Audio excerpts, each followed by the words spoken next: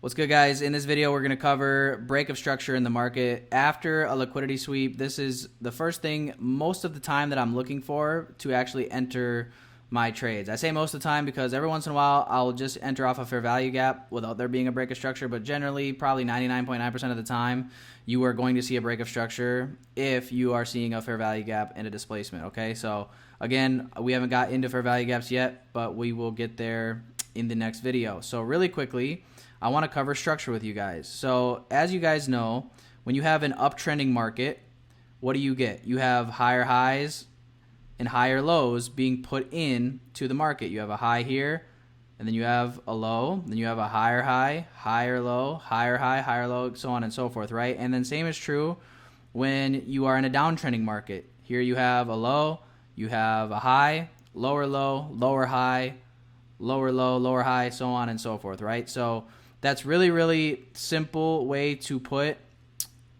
structure and market structure, uptrending, downtrending markets.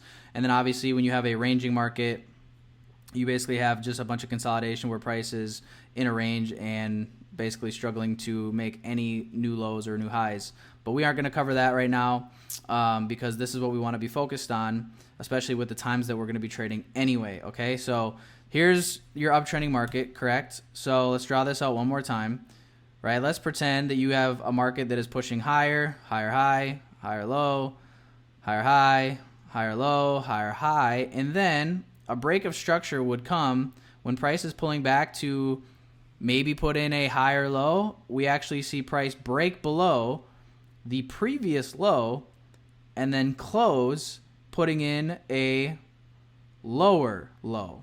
So it should have been a higher low, correct, if we were going to maintain bullishness, but instead we put in a lower low. Okay, so when this happens, this is what is called our break of structure. If I were to take a horizontal line right here, boom, and if we were to just make this boom, break of structure. So what we would actually be anticipating possibly playing out from this scenario would be that price would pull back then to mitigate something in here like an order block or a fair value gap, which we'll get into that in a later part of this boot camp. But we would anticipate then price to come up, put a lower high, and then start putting in other structure to the downside, right? Lower low, lower high, lower low, so on and so forth. Okay, so that is what a break of structure looks like, just me drawing it out based on this diagram. But let's actually go to the chart and let's start piecing these things together. Okay, so remember, we went over liquidity sweeps last time, and we went over time and price before that.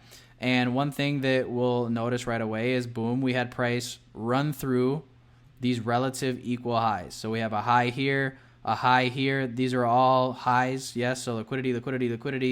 This is a high right here, so boom, more liquidity right there. There's all kinds of liquidity that was being built up right here in the later part of AM session for New York up until the lunch hour of New York session. And then what happens, guys? So funny enough, we actually get into the macro.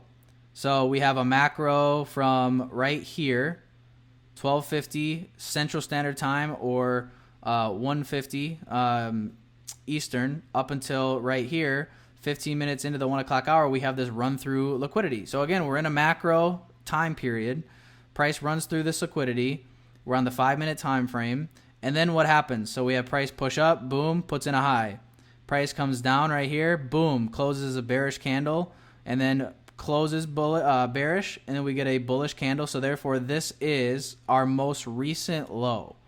Okay, where I think a lot of people get messed up is when they're looking at highs and lows, your eyes are only drawn to the big key swings.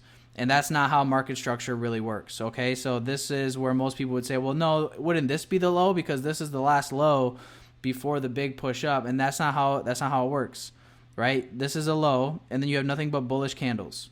Bullish, bearish candle, bullish. So boom, this was actually a low right here.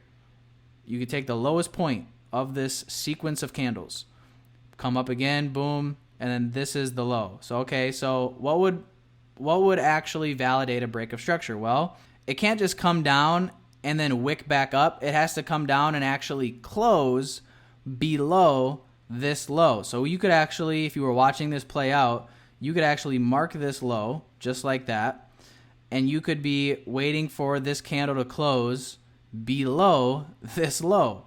Now, if you did that, right, that's a confirmed break of structure. And then obviously you guys can see price comes up and fills this order block for value gap, which we'll get into that. But that is a confirmed break of structure. We have a sweep of liquidity, and we can mark this as buy side liquidity, right?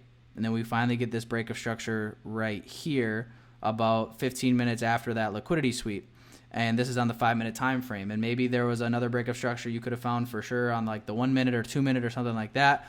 But these concepts are the exact same regardless of what time frame you're looking at, okay? So this would be your break of structure right there, and then you guys can see how price sells off from that point. So that is how you identify break of structure properly inside of the market, and I'll see you guys in the next video.